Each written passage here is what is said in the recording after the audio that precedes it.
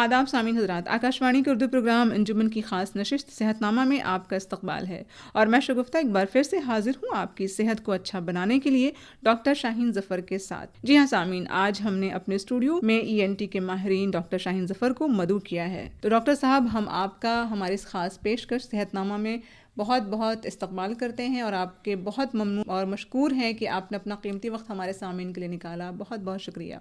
सबसे पहले तो आपका और आकाशवाणी का मुझे यहाँ मदऊ करने के लिए बहुत बहुत शुक्रिया। डॉक्टर साहब, आपसे हमारे सामीन के लिए कुछ ख़ास बातों को जानना हमारे लिए बेहद ज़रूरी है, क्योंकि ये बदलते हुए मौसम में हमारे जिस्म का हर एक हिस्सा मुतासिर होता है, जहाँ कान, नाक और गले की भी बहुत ही अहमियत होती है। तो सबसे पहले तो आप हमारे सामीन को ये बताइए कि ये कान, नाक और गले की जो बीमारियाँ होती हैं अक्सर, ये हमारे लिए क्या किसी ख़ास उम्र पर होती हैं? नहीं, ये बीमारियाँ किसी ख़ास उम्र में तो नहीं होती हैं, लेकिन जनरली कान की बीमारियाँ, नाक की बीमारियाँ सर्दी खांसी की वजह से ज़्यादातर मुतासिर होती हैं।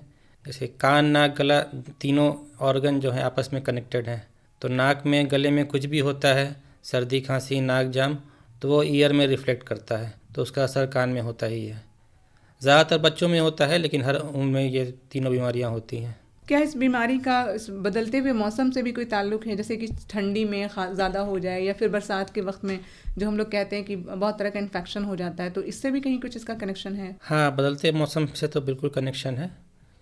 अगर सर्दी में बारिश में भीग गए या सर्दी ज़्यादा लग गई तो नाक जाम होगा, नाक बहेगा, खांसी होगी, तो उसका असर कान में भी होता है, कान भी बहने लगता है। फिर अर्ली ट्रीटमेंट अगर नहीं हुआ, लंबे टाइम तक अगर नाक बहती रही, खांसी रही, तो उसका असर कान में भी होता है, कान बहने लगता है, कान में भी दर्द होता है। कहीं ना कहीं तीनों चीज़ें कनेक्टेड हैं। जी, अगर कान बिल्कुल। मुतासिर होगा तो ऑटोमेटिक नाक भी मुतासिर होगा और हमारे गले को भी मुतासिर करता है।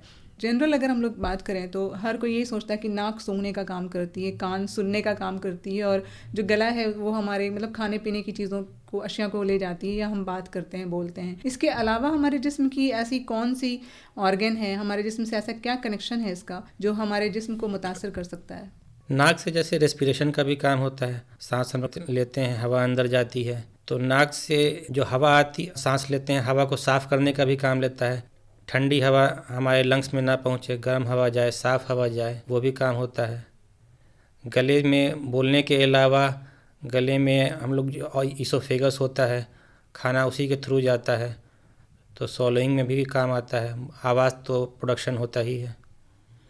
और कान का क्या कनेक्शन है? मतलब कान जैसे सुनने का तो काम करते हैं, क्या ये हमारे किसी ऑर्गेन को भी जाकर के अंदर इसमें जो बीमारियां होती हैं उससे कुछ डैमेज होने का ख़तरा है? कान का फंक्शन सुनने के अलावा बैलेंस मेंटेनेंस में भी है। हम लोग जो चलते हैं, जैसे बहुत लोगों को चक्कर आता है, आप भी सुनती होंगी, बहुत लोगों को चक्कर आता है, तो बैलेंस मेंटेनेंस का जो मेन फंक्शन है वो कान ही करता है।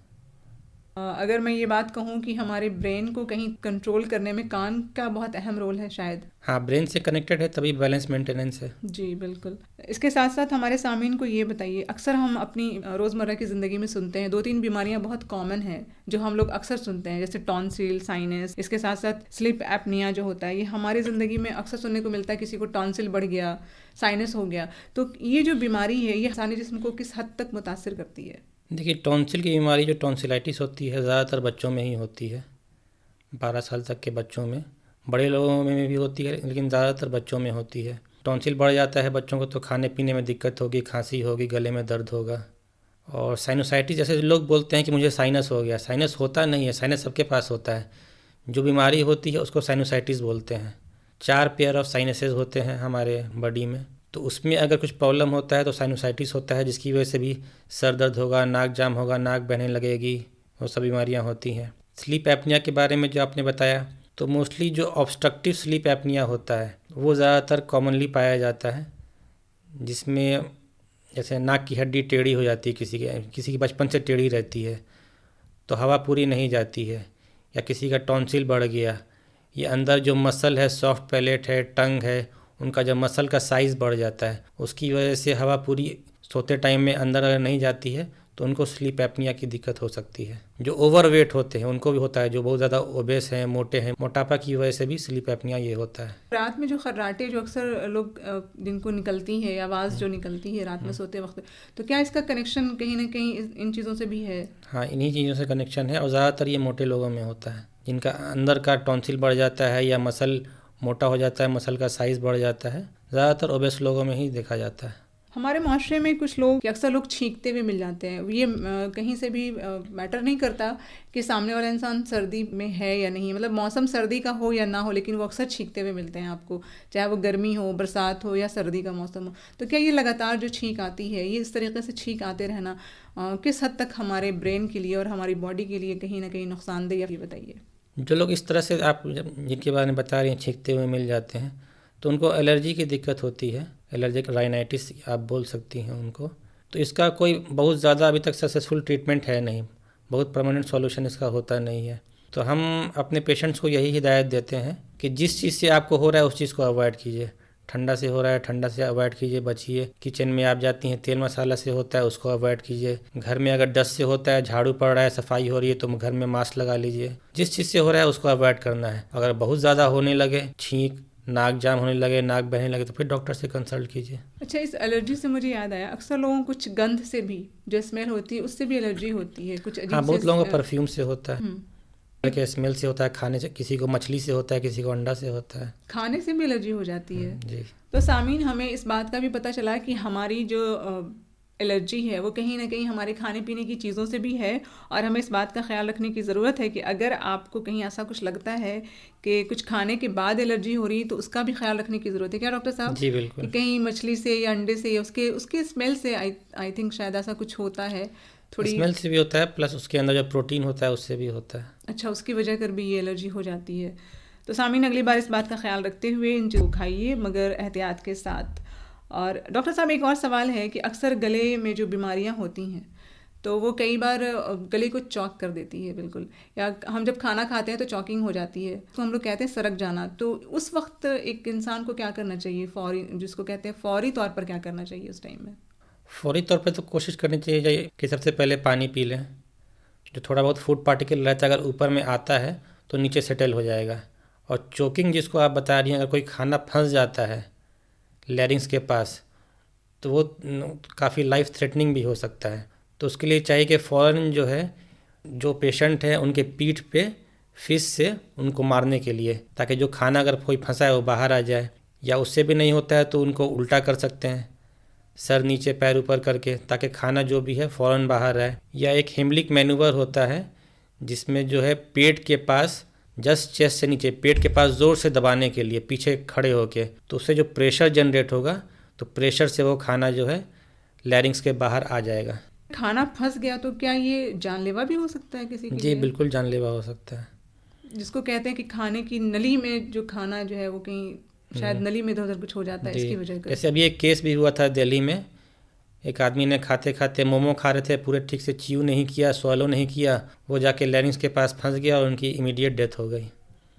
तो सामीन, इस बात का ख्याल रखिए, अगली बार अगर कहीं आपके गले में खाना फंस जाए और आप ये कहते हैं कि हम सरक गए, और अक्सर हम लोग क्या कहते हैं, किसी ने आपको याद किया, पता नहीं ऐसा कुछ, तो अगली बार इस बात का एहतियात रखिए कि किसी ने सिर्फ याद नहीं किया है, वो खाना कहीं फंस गया है, तो आप थोड़ा ऐसा कदम उठाइए जिससे कि वो खाना आपके गले में अगर फंसा हो कहीं, तो वहाँ से वो निकल सके। ऐसी कौन सी बीमारी है जिससे कि हमारे सुनने की जो क्षमता होती है, कानों की जो सुनने की सलाहियत होती है वो, और जो बोलने की जो कैपेसिटी होती है वो मुतासिर हो सकती है?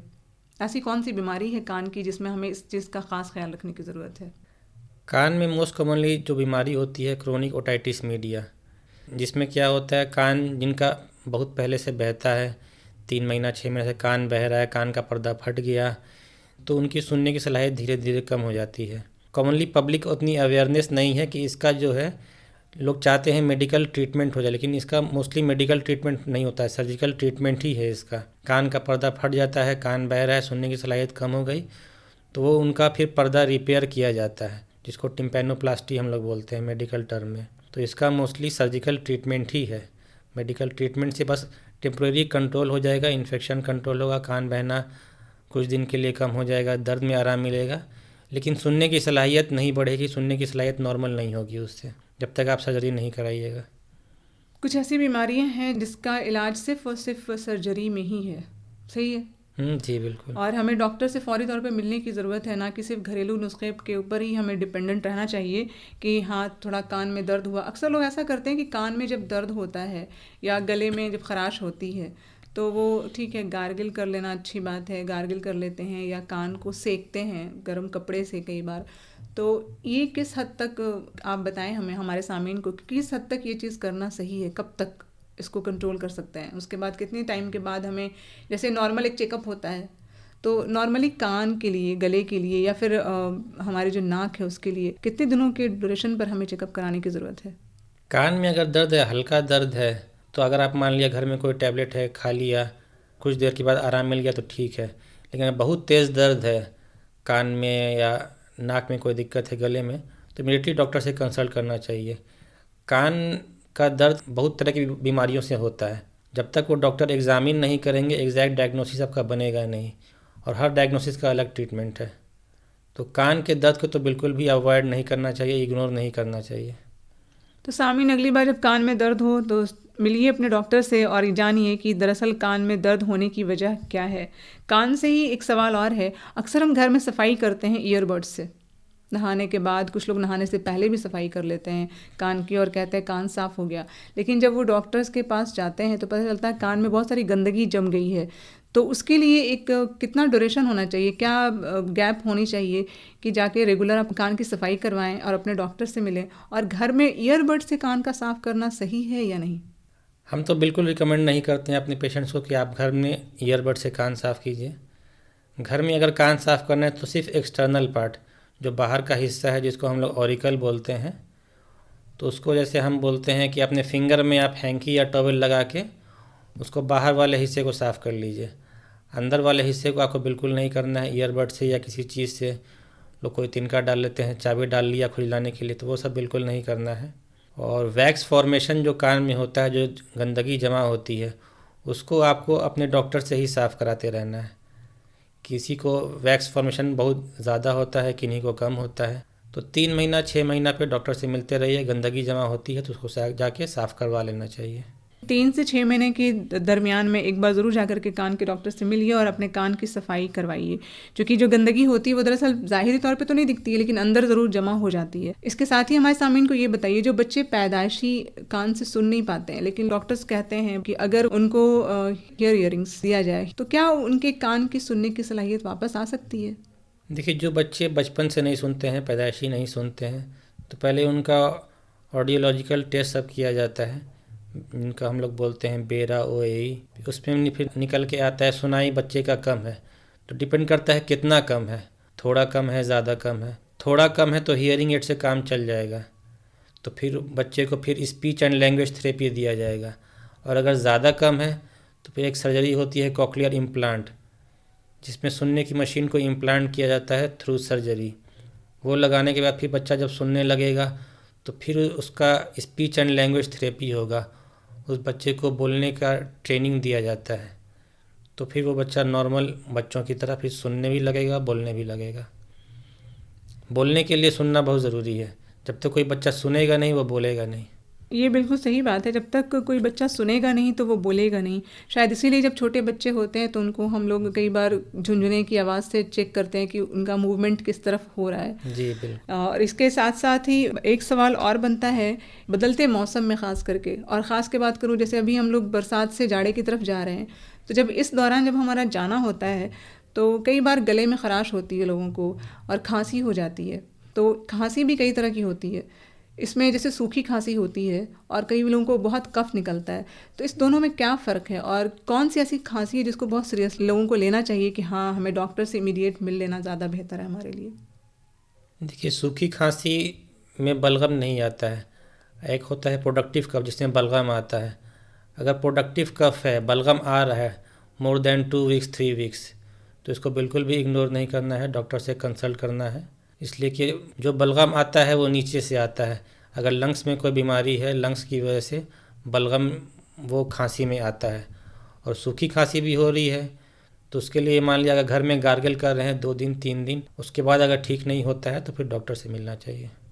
तो सामीन, अभी हम लोग जिस तरफ जा रहे हैं वो मौसम आने वाला है सर्दी का, और इस सर्दी के मौसम में इस बात का ख्याल रखिएगा कि अगली बार अगर आप खांसी होती है तो वो कौन सी खांसी है और हमें कब जाकर के डॉक्टर से मिलना है। एक सवाल और है, वो सवाल ये है कि अक्सर हम लोग अपने घर में घरेलू इलाज करते हैं उस घरेलू इलाज में बताइए कि हमारे सामीन इन तमाम तरह की जो बीमारियां हैं उनसे किस तरीके से बच सकते हैं और उन्हें कब कब इस बात का ख्याल रखने की ज़रूरत है कि उन्हें जाके डॉक्टर से मिल लेना ही ज़्यादा बेहतर है। जैसे आपने साइनस के बारे में, साइनस भी सुनने में आता है कि दो तरह का होता है। एक होता है जिसमें लोग बहुत परेशान रहते हैं, नाक बहता रहता है, और एक होता है जिसको डॉक्टर ने भी कहा है कि शायद वो सूखा हुआ साइनस है, बिल्कुल ही उनको सर्दी नहीं होती है। तो इन दोनों में से ऐसा कौन सा साइनस ज़्यादा ख़तरनाक है? जो आप बता रही हैं उसमें तो ये हुआ acute sinusitis and chronic sinusitis.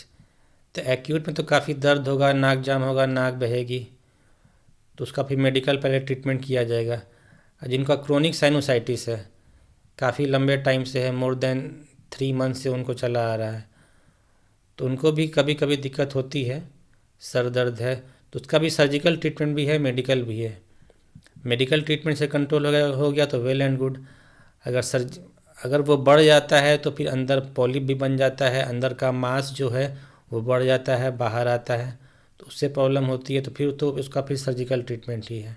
अगर क्रोनिक साइनोसाइटिस है, अगर बहुत ज़्यादा दिक्कत नहीं है, तो बहुत लोग अपना घर में भाप लेते रहते हैं, गर्म पानी में अपना लौंग डाल के भाप ले रहे हैं, तो उससे भी उनको आराम मिलता है। भाप लेने से कुछ फ़ायदा होता है लोगों जी को? जी बिल्कुल फ़ायदा होता है, उसमें रिलीफ मिल सकती है? जी अगर तकलीफ़ है तो फौरी तौर पर हम उसको इस्तेमाल कर सकते हैं। जी जी। सामीन, अगली बार जब इस तरह के मौसम में आपको परेशानी हो तो एक बार ज़रूर कोशिश कीजिए कि स्टीम लेकर के, यानी कि हम भाप लें, उससे काफ़ी हद तक राहत मिलती है। क्या भाप लेने वाले पानी में हम अदरक का भी इस्तेमाल कर सकते हैं डॉक्टर साहब? जी बिल्कुल, अदरक का भी इस्तेमाल कर सकते हैं, अदरक से भी फ़ायदा होता है।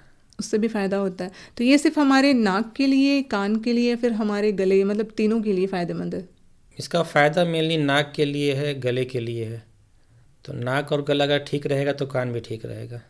नाक और गला अगर आपका ठीक रहा सामीन, तो आपके कान भी अच्छे से काम करेंगे। अच्छा डॉक्टर साहब, एक बात और बताइए, क्या कोई ऐसी एक्सरसाइज है जिससे कि हमारा कान और नाक और गला ये सब कहीं कुछ हद तक सही से काम कर सके? कुछ ऐसा एक्सरसाइज भी हैं?